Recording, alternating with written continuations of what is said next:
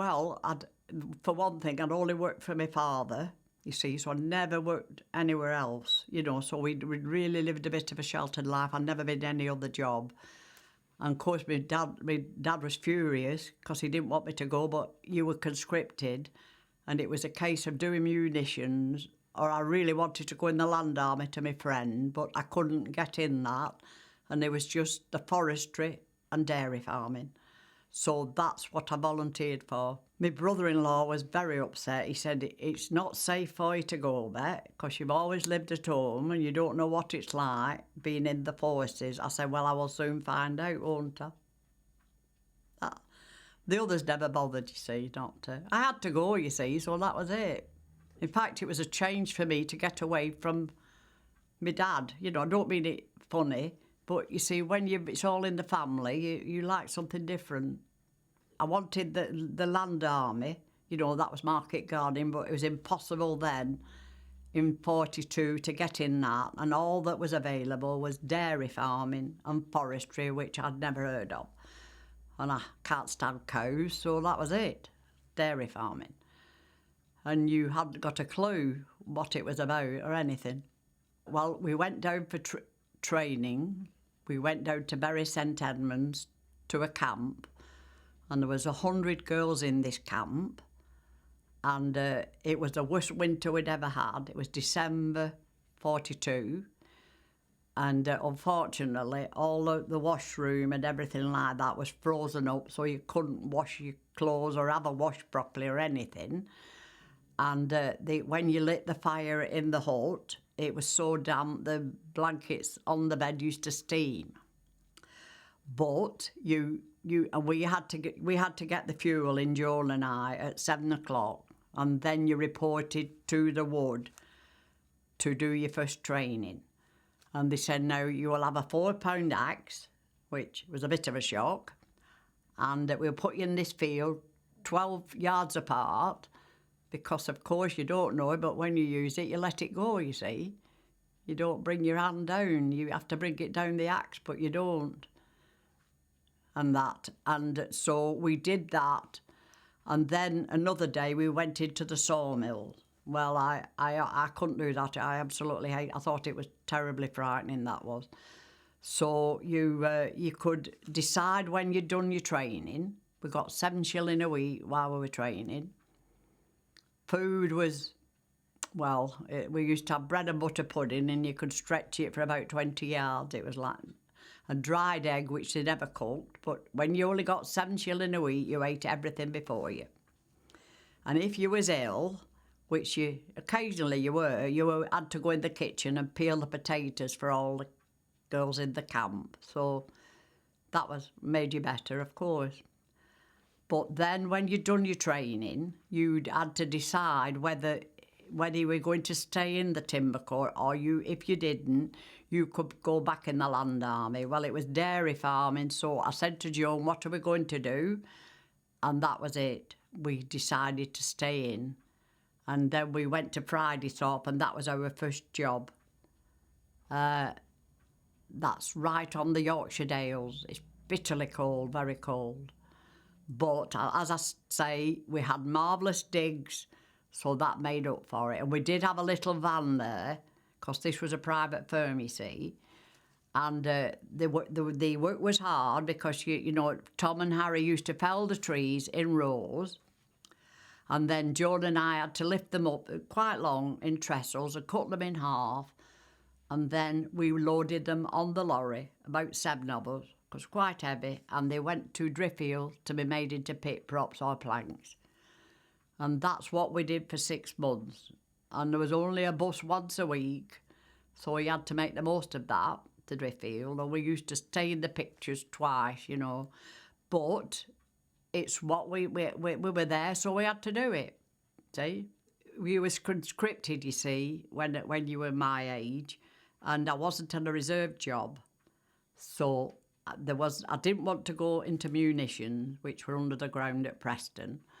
So I don't think I got the qualifications for the RAF or the ATS, so I decided to go in the land army. I had to write up and that. And then they sent me this letter back to say that they'd only got the timber core and dairy farming. So I thought, well, I don't like I don't like cows, so I decided on the timber core.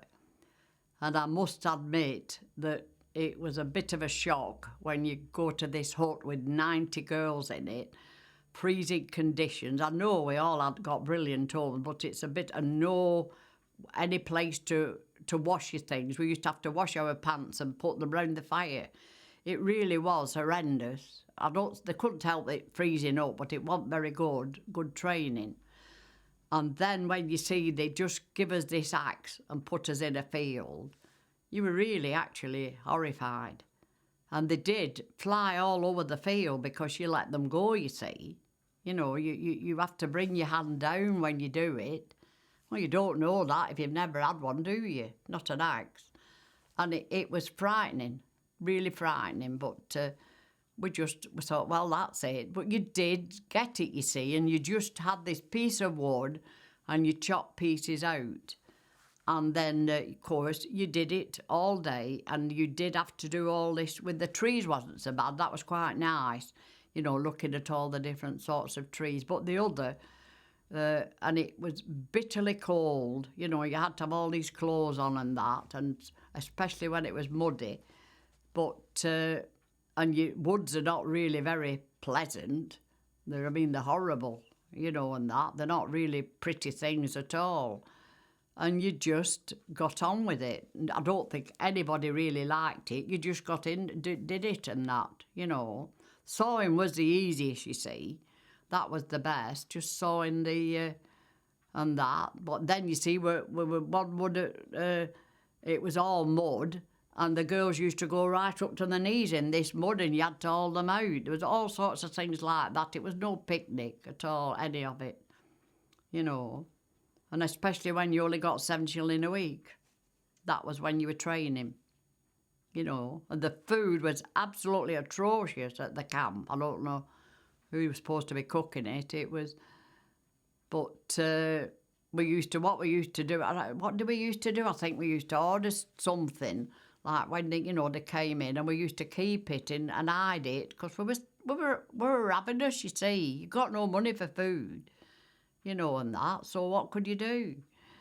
And then, there wasn't a man allowed in the camp for 2 miles. And that was a good laugh, that was. I had a relation that was a dispatch rider. And, of course, he didn't bother, you see, and he came riding up the path and knocked on the door. And this lady come and he said, I've come to see Bettina Torbert, that was my name. She said, you can't come and you're not allowed. And he said, well, I'm not going away. I've come all this way. And we laughed about it because he died recently. He was 92. And I said, you got me innuendo. He said, oh, well, it didn't matter a bit, you know. But that was that was a laughing thing, that was. But they were strict. I suppose they had to be strict with 100 girls, didn't they, really? You know, we didn't do anything. There was the one, we had a leader that was in charge of us, and she used to sleepwalk, and of course she always slept. Used to come to my bed when I was asleep. So, but you just got used to it, you know. You got up. That was hard, getting up at 7 o'clock, freezing morning. Never had to do that, and go and get the coal in, you know. And that and that was the trouble. It was our clothes. I think at the finish, I sent mine home. Some of them, underclothes. And the rest, we had to have them dirty, that's all. You can't do anything when it's frozen up, can you? Wouldn't be like that in the summer, you see, but it was just unfortunate. But it was rough. You'd got to have had a rough life before you went in it. I'd never had an easy life, you know, I had to work at home and work at my dad's. Never got much wage. And so, to me, it wasn't, and Joan had a hard life. If you'd been, say, in a shop or an office and had a very posh job, then you went home because you couldn't stand it. You couldn't have stood it, you know. But I mean, you did. You stood it. Sometimes you felt like throwing the axe at somebody, but see. But then we did meet in one wood. We met the first time we'd ever met a real lumberjack. He felled the big stuff. We didn't fell them that were this big, you know. But we did have to chop these branches off, and that was very dangerous, I thought. Don't think they should have let us do that because, I mean, I say Joe cut a leg. So it was dangerous. But he came to the wood and he had a flat cap on and corduroys and kneecaps and all that and a red scarf, and he chewed black twist, and he had a 7-pound axe, and he frightened us to death. But he was one of the kindest men you ever wished to meet. He used to tell us how to go on. Don't sit down. If you've been, you know, sweating, put something on or you'll have bad backs for the rest of your life. He was very good. You just had to do it, you see. And you met different people. I can't say you loved it, but what could you do? Well, otherwise you'd have just gone home, you see, and what could you do about that? If I'd gone home, you see, they'd have just said, well, you volunteered for it, Bet, so get on with it. That's the kind of family we were. But it was hard. It was really hard, yes. Not many could do it, I don't think, you know. But there was little ones did it. They did it. But they probably didn't... But that was the bugbear, that the Ministry of Supply wanted us to do piecework. And like these branches we did it, we'd had to do it in 8-foot squares, and that went for charcoal. And we had to do so many of these, but we never did it because you had to chop the branches off and then put them in this, dragging them, you know, with the two of you. It was no joke at all. But anyway, we just never bothered. We just got on and did what we could. And if they didn't like it, they had to lump it. She was a farmer. It was a farmer called Mr. Boys. And he couldn't understand me and I couldn't understand him. So, but his wife came from Devon, so she used to translate when we were having breakfast. But you see, they were good to us. That's the way we stuck it, you see. I mean, they couldn't do enough for you. When we used to come back, you used to be so tired you'd go to sleep, you see, you know. And that, and then when there's certain times in the year, I think it must have been when the hay was ready, you used to get earwigs through the windows and they used to get in the bed. But you just got up and stamped on them. It wasn't that it was dirty, but they get through the windows, you see, when there's droves of them. There was about 10 of us there, 10 at Friday Salt. Then after 6 months, we were told that we were leaving there. I don't think, from what I can remember, the Harris came to me and said, I'm ever so sorry to let you go, Bet. There's 4 of you are doing work and the other 8 are not. So we're not making it pay. He said, I'm sorry to let you go, you know, but anyway, I don't think I could have stood 4 years at Friday Thorpe. So anyway, then we moved then to Marsh Lane, which is near Eckington. We were in Yorkshire then. And the digs were only right facing the wood, you know, and that was great big pieces of trees, you know, great. And I mean, don't little ones. It used to take 6 of us to lift them. And we once had to lift them onto a flat lorry. And I did complain to this boss that come, and he just turned round and said, oh, they're nothing but bee matchsticks. So that was what you got, see? So anyway, then we moved to another wood, and this is when the trouble started, you see. And he said, oh, get in the car, Bet. And he said, I wasn't a ganger then, but I could see it was going that way. And he said, if it's 4 miles, you can have a car. So it was 3 3/4 miles, no car. So that's not very good, is it? No toilets at all. We did... you see, he wasn't there, and I said, well, look, we'll go to this pub and see if they'll let us go. And it was 15 minutes walk, and I said, if they say anything, I will take the, you know, the can for it. And then we got to know a farmer. We asked him, and he said, well, I can't yet use our toilets because, you know, we were dirty, you see. Well, not filthy, but he said, but I've got this wooden one. I said, oh, that'll be great, you know. So we went in that one, and we thought it was a bit smelly. Then the next day he told us he kept the goats in it. But anyway, That was it. He swept it out, but you see, in the midst of winter, that was it. It was better than nothing. But that was it, you see. It's a wonder now we haven't got all sorts of troubles with that, you see. It's not very good on freezing winter. It's all right for a man, but not for a woman, is it? No. You went in and actually all the great trees are all on ramps, you know, and then you had to roll them down to the saws. And it should ever they went through the saws, and I thought, well, I couldn't take to it. Yet some of our girls stayed in that all the while. Got a lady I write to in Australia, and she stayed in the sawmills right after the war. Just a case of your preference, isn't it? One lady used to have a horse and drag trees out of the wood, but I couldn't have done that, no. I was always frightened of horses and cows and that, so.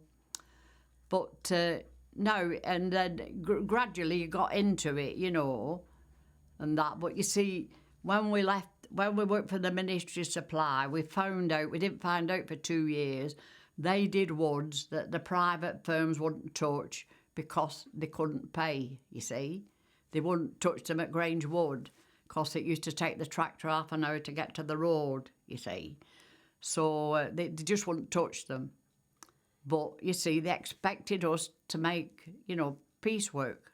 Well, we didn't bother, you know. We just kept working and did the best we could. We were either went in the sawmill or we were in the field every day, and then you really had to go around all the trees and you had to know every tree by its bark. It was easy with the conifers, but not when the leaves were off. It's a bit of a hard job, but that was how we had to learn. Or the end of it, the end of the tree told you the age and that. But that was all we did for the month, you see. That's all we did in the fields, chopping. You know, we didn't chop trees down. I've got a piece of wood somewhere that you chop the shape out, you see. And you could do it. I showed you that photograph, and 2 of our girls were marvellous, better than any men. Yes. You can do it if you try. I've got that photograph on, and they felled all the while, they did, you see, but because I was a ganger, so I wasn't allowed to fell, you see, because I had to see to all the paperwork, which I hate, and I had to do all the measuring, see, and see that everything ran smoothly. We did at Grange Wood, I can remember that one of the girls came in, she says, can you come back, because the wood's on fire. So I said, well, we'll go find the gamekeeper. So all we had was, you know, these brushes that you use for gardening, don't you? That's all we had, and all these trees were burning. Anyway, he got it out. But unfortunately, we'd only bought so many trees, and the ones we burnt, we weren't the ones that we'd bought. So I was always in trouble. So I never used to bother them, because they had to blame somebody. I couldn't help it, could I? It went on fire. Of course, then after that, after Marsh Lane, we went to Doveridge, which is very near here. And we worked on the back of an aerodrome. And that was it. We had to walk it, no transport again. I think it was 3 3/4 miles. We had to walk it there. And I think there was a bus, but it wasn't the right time. And we hadn't got the money. You see, we hadn't got the money to pay for bus fares because you got no help like that. So we used to walk it, and that was rubbish. That was there. All rubbishy stuff that they cleared the woods. That's all it was. You see. And I mean, we never got any good timber. And then once there was a man used to come and take all these rough trees, and he had an articulator. That's, you know, where you whiz them up, you know, they go on a wire and they go over. And I didn't always see him, you see, because I was with the girls. He wasn't anything to do with me. And he went off this night, and then the next morning, Joan said, oh, Bet, there's an airman coming to see you, because we were on the aerodrome. I said, oh, what have I done now? And he said, oh, the CO wants to see you. And this man had taken this articulator on the edge of the aerodrome, and it was full of mud, and it had dropped off, and it had frozen, you see, and the planes couldn't take off. So I got blamed for that. See, it was nothing to do with me, but you see, and then at the same time we were at Church Broughton, the dump went up at Fauld, which was a very big thing at the time. It was all full of munitions and everything. And we were 2 miles away, and it just moved all the saws out of the trees, but we didn't know what it was till we got back to the digs. And then when we got back, she said it's blown all the windows out at Uttoxeter, so probably we were lucky.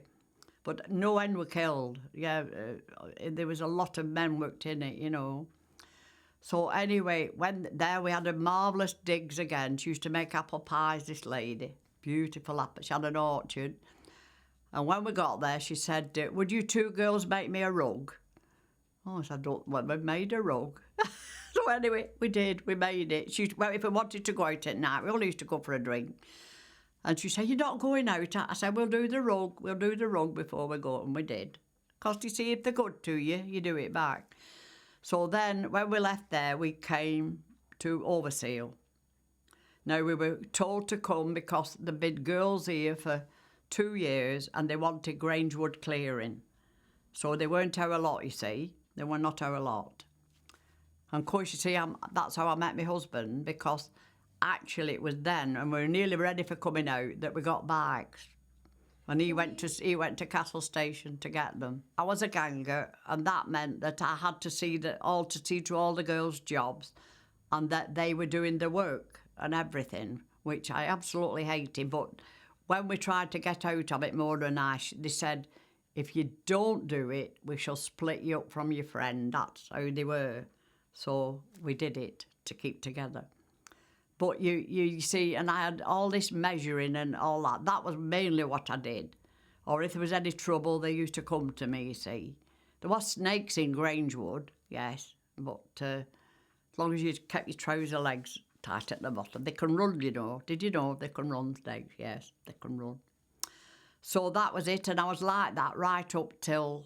And that was another thing that started then. When we were at Church Broughton, this man rang me up from... I forget where it was, and he said, oh, Betty, he said, I'm sending you 20 Italian prisoners. I said, what am I going to do with them? I said, they're nothing to do with me. And he said, it's their bet, and I have got to send them out of the hut. And they came, and all they did was make coffee and chips. They wouldn't do any work. I couldn't make them work. You can't take... I was only a girl then, but they wouldn't do anything. And they used to come at 10 o'clock, and they went back at 3:30 in a lorry. And we had to walk it back home. So you see, that's what I said to Peter. I said that was all wrong, that was, you know. Can you tell me a little bit about the uniform you had to wear? Yes, we had the Land Army uniform. Apart from that, though, but instead of having the hat, we had green berries, and our badge is a tree. They're only made of plastic. And my son said they're quite valuable now. I said, well, my goodness me. Yes, that's all it was. We did have a Land Army badge, but on our sleeve we had axes. But apart from that, we were just the same as them. But nothing to do with the Land Army at all. You see, because when we cleared a wood, you went on. That was the only good thing. When you cleared a wood and it wasn't very good, you got on, move on somewhere else. Shoes... Well, I was 8, and you'd very often get an 8 and a 7, which was no good at all. So I used to buy my own shoes I could get in the boots, but not the shoes, so I had to buy my own shoes out of the money. We got £2.50 a week, 25 shilling board, and the 25 shilling that was left, you had to buy everything out of that, all your toilet goods, with no passes, nothing like that. We weren't allowed in the naffy. We never got any special rates. I think it was right at the lady, somebody she was called, she managed to get us 1 free pass for the year. But you see, so we saved all our money for going home. See, that was it. It was very, very bad. You know, they treated us very bad. I mean, that's what they did, set up in Scotland. You know, that's what they made such a stink about and got this statue up for them. And we have got a lovely badge now.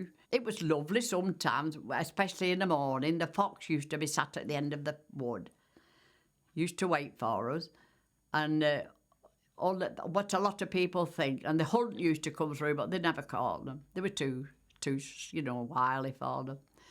And there was that, but you just put up with it because there was nothing else you could do, you see, you know. We used to just go out at Chesterfield and we went to the cinema there. That was the only money we spent because we didn't have any money, you see, to...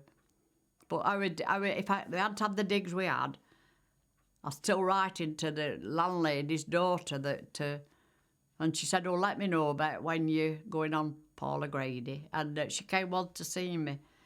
And they were very good to us. They hadn't much room in the bedroom, but they had us. And that's who you think of, don't you? When you got the training for it. Some of them, like, when you got your training, and you got that you could saw because of that's all you were doing every day. I never was brilliant on axing trees down because I didn't do a lot, you see. I didn't do a lot, you see. So then anyway, finally we left here and our last place was Buxton. Now that was the best place we ever had because we were in the town and we were in a hostel. And they had let us go into the cinema there. We were allowed to go in the ballroom roller skating with what bit of money we had. And I think we were allowed in the naffy. But you see, we were coming out then because this was 1946. But it was good. It was good there, you know. But the wood, the timber was the same again. We worked at a place called Hillhead Quarry that was right on top of a hill. And we couldn't have a fire because the next place to it was the quarry. And they had all the dynamite in our wood. So you couldn't light a fire in case it blew up. And when you were sawing, very often pieces of rock would come over your head, you know. Yeah. So then this man we didn't like came and he said, no, Bettina, he said, I want you to... see, all the trees mainly go that way. He said, I want you... no, that way. And he said, I want you to take them that way. So we knew it was going to be difficult because you're on a hillside and when you're sawing on hillside, you have to have one girl either side of the one who's sawing the feet. You have to hold them because they slide down the bank. It was all that, you see. So when he come, we knocked all the wall down. So we had to build it up. It's quite tricky building a Roman wall, but we did it. And you know the brick walls in Derbyshire? Yes, well, we did it. You can do anything if you try. I'm not saying it was like this, but it was a wall. But you see, then that was the laugh as well. We got this toilet at Buxton. They brought it. It was a wooden one, you know. And they put it right in front of the Italians' fire so the girls wouldn't use it because every time they went, they used to whistle at them. So you see, you just laughed it off because you got like that. You got blasé, you see. You know, when you're in the hut, you didn't know them or anything. But you see, I stuck with my friend. But we had one down here, she was called Wynne. She's not very well now. I think got senile dementia. And she was Irish and she would always take me and she was only 5 foot and she would always take my arm. But she used to get mad sometimes and we used to put the thing that you boil water in on the fire and she got so mad one day she got it and threw it in the wood. But you see, that you had to let things go, you see, and that. And but apart from that, you see, you might go 20 girls into a wood, but you wouldn't necessarily see them till the end of the day because you'd have your own section, you know. We did have another ganger here, Miss Marsden, so I got a rest then, you know, but I was a ganger again when we got to Buxton. But it's the coldest place is Buxton that I've ever been in. It used to snow in one field and not snow in another. And it was so cold it used to freeze the saws in your trees. There's not much you can do about that. No. But you see, it was what you were there for and you did it. There was no use crying about it or anything, you know. You just got on with it and did it. I had a hard life at the beginning, so I never expected much. So you just got on with it. You see, you had the chance to get out when you had your training, but you went back in the Land Army. But you see, they were treated terrible. There was one lady we knew was on a farm and he paid her £1 a week. That's all. And she'd be up at 4 o'clock milking cows and all the lot. You see, you could get some bad farmers. I hope they're not listening. No, but it is true that they did have bad bad places, you see. But we were pretty well all together all the while. And you had to make the most of it, you see. That was it. We used to walk to, was it Sledmere? It was near where we were, and that was 10 miles, but we walked that many a time on a Sunday, because there was nowhere else to go, you see. You started at 8 o'clock till 4:30. Yes, and you had to be there for 8 o'clock. We were there at 8 o'clock. We could have skived out, but we never did. We used to set off and that. You see, but they're none of them very well at all, I can tell you now, you know. They've all got these two friends of mine they were near Sheffield, and they've got all glaucoma, and they can't see, and they've got arthritis. I've got arthritis in my knee and that, but so compared with some, I am really very lucky. Yes. Oh yes, you see, they made the sandwiches up before we left the digs. They were marvellous. But what was it this farmer used to say? He used to say to me, we sat down for breakfast, Yannick, and what he meant to say was, it's Yannick something all over the fields. And we used to talk, and I couldn't tell a word he said. And of course, he couldn't tell a word I said, with being Lancashire. But Mrs. Boys used to do it, you know, and that. Oh, then there was a bad thing. That was at Friday, so. And we knew we were in the war, but that was it. We did it, and it was we were very near aerodromes, you see. Pocklington was a big aerodrome, and it was a training aerodrome. And we were sat in the house, and all of a sudden there's this terrific crash bump, you know. And I said to Joan, what was that? Of course, you're always nosy, aren't you, when you're young? We said, we'll go and find out. And we went quite a way to this field, and it was a plane that had crashed. And we really were very sorry, because this CO came, and he just went, and all it was arms and legs. And then we realised then what the war was about.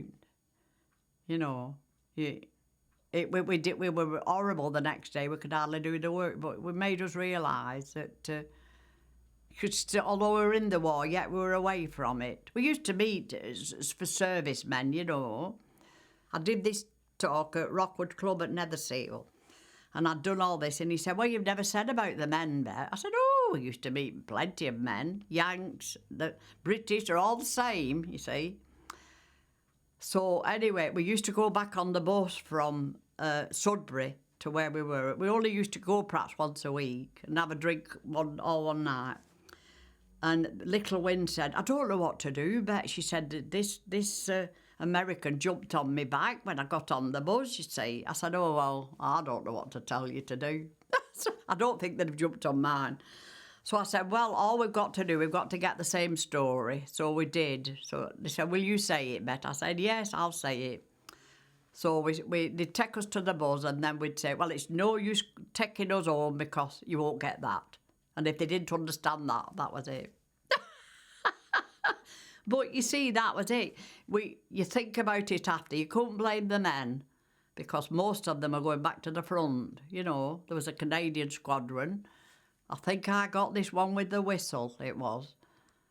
And I'm always very nosy, so I said, well, what's the whistle for? He said, in case I need any help.